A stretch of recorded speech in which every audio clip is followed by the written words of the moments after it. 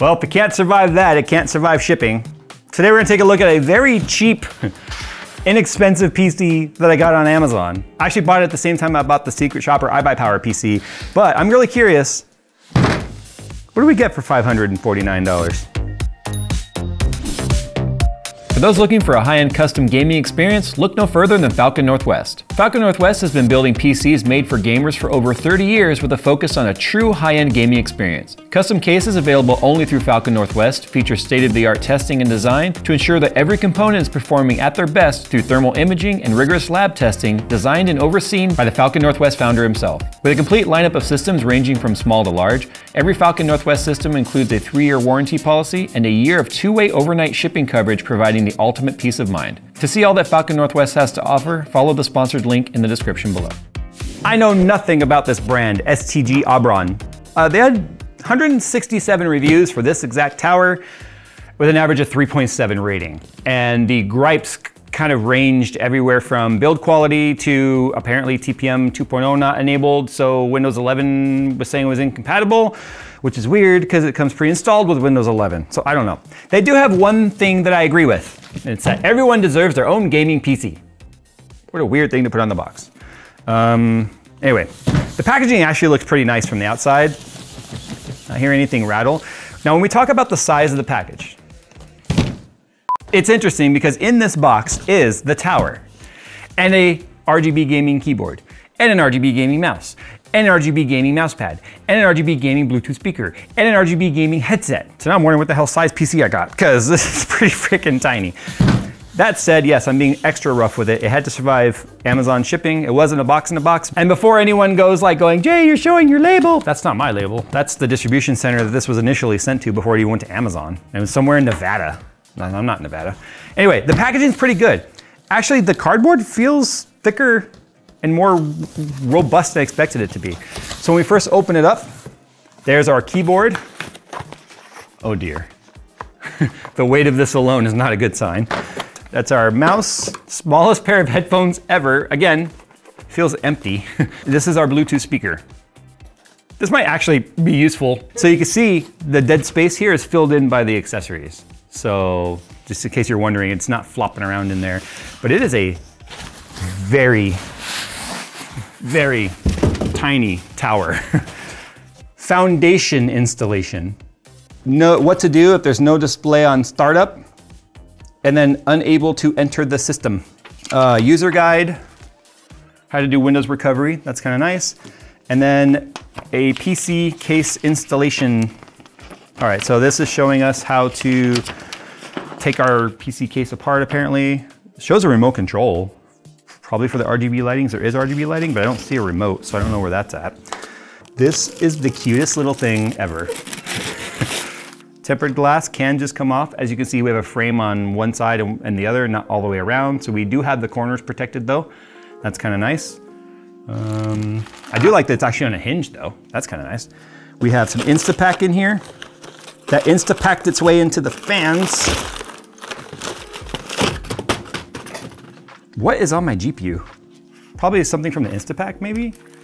Wow, that cooler though. And another single channel RAM. Let's talk about the specs on this guy. This is supposed to be a 10th gen 10100F and a GTX 1660 Super. What is that motherboard? Like that's not even a full micro ATX, and it's bigger than an ITX. It's a I don't know TX, single channel RAM, so that sort of sucks. What brand is the RAM? Because it didn't even list it. Tuxrui. That cooler is probably by far the most basic of coolers I've ever seen. However, because it is a 10100F, it should be fine. Also, you guys just saw me unbox this, so that means that I have obviously not run any sort of tests or anything on this. I might boot it up and just see if it's gonna start up and all that sort of garbage, but I'm really just curious as to what we got for the money. So you can see the power supply is a 500 watt STG Aubron branded power supply. The top is a magnetic filter, as you can see. There are absolutely no exhaust fans on this system. It's 100% positive pressure. Let's see what the back looks like. You know, actually pretty clean for what it is. You can see we got the STG Aubron RGB fan splitter and ARGB hub. No, it's just a fan splitter. So these fans clearly have lighting in them that's going to be controlled by the remote control. How is this attached? Two-sided tape, not magnetic. So as soon as I try and pull that apart, it's probably going to pull the controller in half because it's such cheap quality. The drive, it said it was a 1 terabyte SSD. It is a 1 terabyte SSD. It is a SATA drive, as you can see by the red SATA cable. For the price, I did not expect any sort of M.2. I expected maybe an M SATA, but nope, it's just a regular SATA 1 terabyte. And to be fair, at this price point, I think that's a fair trade-off. I'm just wondering where they got the drive because we're so far removed from SATA SSDs at this point. When you go shopping for them, they're just as expensive, if not more expensive than a lot of their M.2 counterparts. All right, let's take the GPU out. I am very curious as to what, I need to look at the die on it to be, son of a biscuit. It's got another one of these stupid, case manufacturers need to stop doing this crap. These covers don't do anything. Just make your case right and you won't need it. I want to point out that was turning the wrong way. Yeah, I saw that. So it's clearly stripped, but it still bites to come off. Okay. Definitely a dinky cooler. So what is it says GTX 1660S 8GB GDDR6. So I have looked up every iteration of number on this label and I keep getting 0 matches online for it. So unless they're ODMing some way their own. You know what this really looks like on the back, just for a moment? It looks like an MSI card. Like MSI had these same kind of lines. Even Zotac kind of looked like, actually, this reminds me of some of the old Galax stuff. I want to take the cooler off, but I kind of don't want to interact with thermal paste because I want to know if it's good or not. So if I take the cooler off, that'll mess up any test that we do. We can just use GPU-Z to identify what the core at least says it is. The motherboard has no branding on it whatsoever.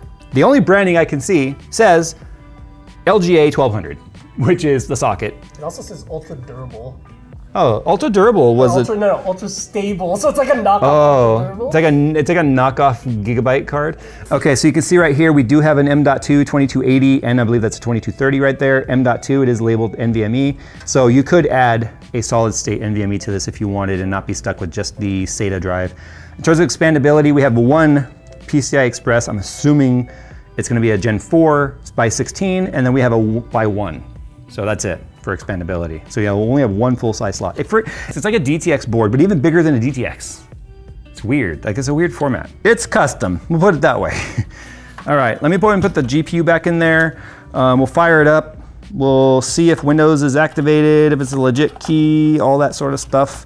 Maybe throw a game on there just to kind of see. Because here's the thing, it advertises that this is a high-end gaming PC that can game or can play games like Escape from Tarkov, CSGO / Counter-Strike 2, GTA 5, Elden Ring. They also said Hogwarts Legacy. That's a joke. That's not gonna have 60 FPS at all. All right, here it is set up. No swingy door. Okay, so I'm using every USB port on the back of this motherboard now, as you can see, because we have the two dongles. I guess one's a Bluetooth dongle and one's a Wi-Fi dongle, because they're both USB. Here's my Bluetooth speaker. This is about the only thing that feels like it. This feels like it's as heavy as the computer, to be honest. But if I turn it on. Bluetooth mode. The keyboard, there's only one thing I need to show you to know the quality of this keyboard. The rattly keys. It's pretty bad. Like it feels completely hollow. It is junk. You know where you go to FedEx Kinkos to print something and they have those computers there? Like, yep. That's the keyboard. Yeah, they feel like the cheap keyboards you would see at like a library. Jay did a boo-boo. Oh yeah, I did. Wow, okay, I didn't even notice that. It happens to the best of us and the worst of us by me, as you can see. There's infinity mirror too on the front, for the front fans. Oh, what? Yeah. Wait, are those front fans hooked exhausting? Oh wait, I think you're right. You're right, they are exhausting. I guess it doesn't matter. It could be pulling air from the top now. Ideally, they should be intaking, but we don't have any other fans for it to fight against, and we have such low watt parts, I don't think it matters. Look at this BIOS. So we have 4-core, 8-thread. So the board is an H510 board, no surprise there. It is a Core i3-10105F. 5 extra. We got a little extra than what we paid for, because 10100 and 10105. Interesting. I don't know much about the 10105. I have to look that up. Did you see the manufacturer of the board? Wow, okay. Today I learned. Well, let's just see if we go to Windows. And in case you didn't realize, this is an RGB mousepad. There's only 2 languages, English, Espanol, and French. Normally with Windows... 2? I meant other than English. All this time, Jay's been trying to type Jay's 3 cents, but he can't get out. Yeah. Your device using a screen reader. No, normally it's every language. Yeah. How do they have a version of Windows installed that only has English? I almost said Mexican. Spanish. Well, it's because it says Mexico. Yeah. Spanish and French. And then Canadian. I like how it's Canada for French. It has American, it has Mexican. American. Canadian. Are you American, Mexican, or Canadian? Apparently those are the only 3 nationalities. That's weird. Normally you get all the languages. I think we're getting the STG Obron experience is what we're getting here. It kind of sucks that I can't make my Bluetooth speaker match my violet I chose, because I only get red, green, blue, yellow, and RGB. Jeez. Whatever. It's still better than the LG built-in speakers, okay? I'm just gonna say. Set up your device using a screen reader. Turn on narrator by pressing Windows. Okay, so finally we're up and running. I have no idea how far it is behind on updates and stuff, but the date says 7:47 p.m. 5/17/2024, so it's about 4 months behind. I don't know why that is, so I'm gonna go ahead and get that fixed real quick. We'll take a look at the drivers too, because they appear to be behind as well. I wanna see how far behind this is. 552.44. .44? May 9th. Oh, it correlates with, okay, so clearly this was built in May and then just sat on the shelf. So, okay, that's not terrible. Let me just go and update the drivers. I mean, this is the kind of stuff you would kind of have to deal with any PC that you buy. This makes sense that it probably has been sitting for that long. All the updates have been done. We installed a game. We also installed CPU-Z and GPU-Z to try and see exactly what's in here. So the graphics card identifies as the 10105. It's not the fastest CPU. Although we did get an upgrade without knowing it, because I ordered a 10100F, that's what it said was coming, and I got a 10105, which is actually 100 megahertz faster across the board on all the cores than the 10100. So that's a bonus. It is advertising itself as a 1660 Super, which is good, and the sub vendor is Colorful and/or /iGame. So it's actually a name brand. So everything looks correct on here. So I don't believe this is some sort of a fraudulent or a scam GPU. We'll check that in a second. Our CPU, so there's it there, 10105F, 65 watt part, LGA 1200, 14 nanometer tech. Man, I forgot how big things were. Oh, I also forgot Intel did 14 nanometer for about 17,000 generations. So there's that. So we do have a drive plugged into the front port. Something's weird with that port on the top of the case. So if I go straight to the motherboard now and not use their funky front side connector. See? So there's clearly something wrong with that cable. So do both ports do it? Let's see. Because that's the USB 3 port up there.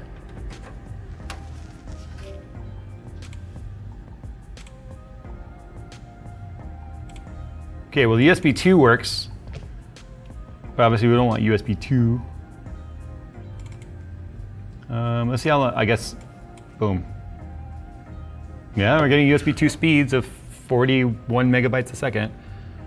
So yeah, the USB 3 plug, either the motherboard or the cable has something weird going on with it.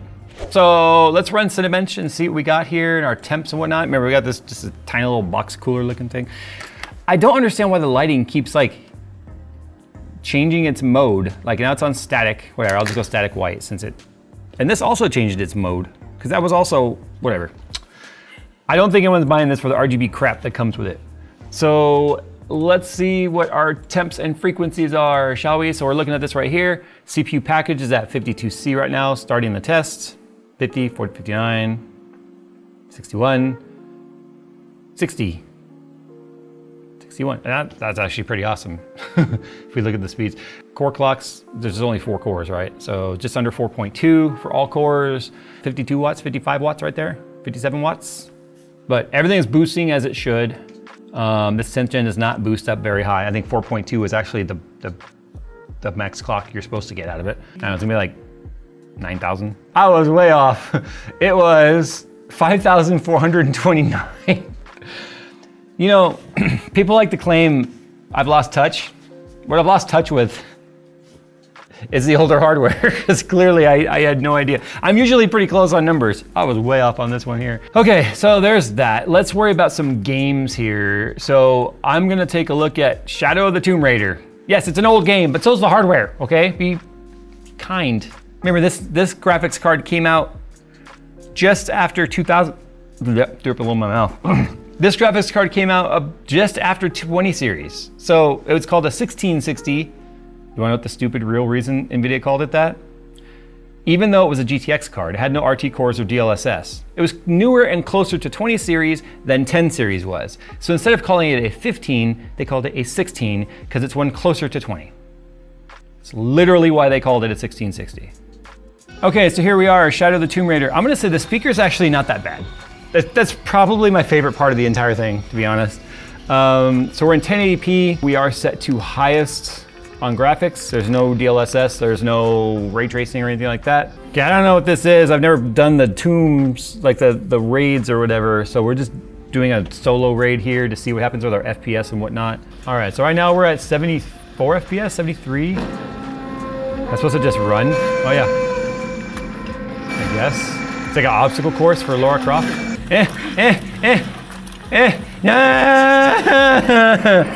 But you know what though? The FPS is pretty consistent. It's actually not too bad.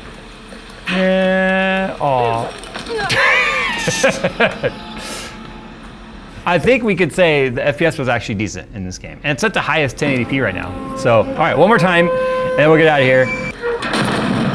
Okay, I'll get it done.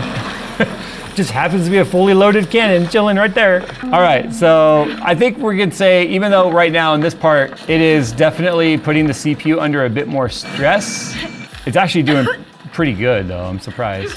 So, I mean, not terrible. I mean, not the greatest gaming experience, but we're at highest settings, 1080p. It's name-ish brand stuff. The motherboard is manufactured by STG Abron. Which is that STG? Yeah, STG Abron. The power supply says STG Abron. The graphics card says STG Abron, although we know it's a colorful at this point. I don't know, we're not too sure if they're just some sort of a manufacturer that has tried to jump into the SI game or what. But not the biggest like rip-off that we've ever seen in PC, but not the latest or greatest either. $549 though, I think it's hard to sort of, that's a difficult price point to even build a computer right now if you wanted. So for a company like this that probably has a lot of parts left over, it seems to make sense for them to sell this at a price that they're probably breaking even, maybe making a little bit of their money back. But I think it would be hard right now for $549 to build a PC. Some of the reviews say they got this for sale under $500 as late as like December of last year. So I think if you could find it for a cheaper price than I paid for it, it's kind of a no-brainer if you want to get a PC for a kid. Maybe they're not doing any intense gaming. It's a perfect computer too if you want a combination of a family computer that mom can go online and Pinterest or word process or whatever, and someone else, like a kid, can jump on there and play Roblox or play Minecraft or whatever, albeit not at highest settings, rather than getting like back in the day when I was younger, an E-machine that couldn't play any games at all. So it's actually not terrible. I'm just curious whether or not there's another computer out there for 550 bucks that might be a better deal. I shopped a lot of the brands I didn't recognize, STG Abron being one of them, Oberon, however you want to pronounce it, being one of the brands I didn't recognize. But amongst the brands I didn't recognize, it seemed to be the more up and up brand. There were some that were just weird, like Xeon processors paired up with like, what was it, like a 1050, and wanted the same kind of money.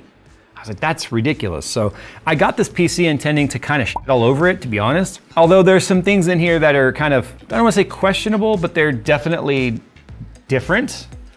It so far seems to be fully operational, fully functional, with the exception of that USB. And then the wireless, forget the wireless. Like the wireless is, this is complete junk, to be honest.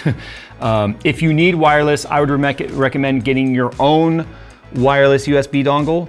Or you could still use that 1X on the bottom underneath the graphics card to put a 1X like wireless network card into the PC if you needed to.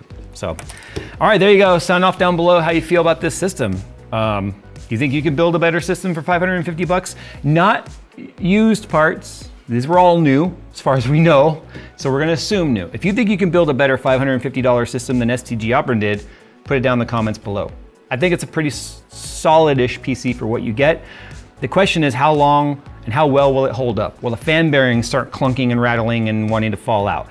Will the power supply, I mean, who knows anything about this power supply at all? It's a 500 watt STG Opera, that's all I know. I don't know how long this thing could last, right? That cooler seems to be getting the job done well enough for our CPU. I mean, I don't have the temperature up there right now, but you saw even in Cinebench, we were at like, what, 75 C? So clearly the game's not gonna be stressing it. I'm pleasantly surprised. It's better than I expected. But then again, I don't know what to expect at a $550 PC in 2024. Or do you just buy a PS5? Yeah. Regular PS5? Oh no, you don't buy a PS5. You get this over a PS5. As far as I'm concerned, you get that over a PS5.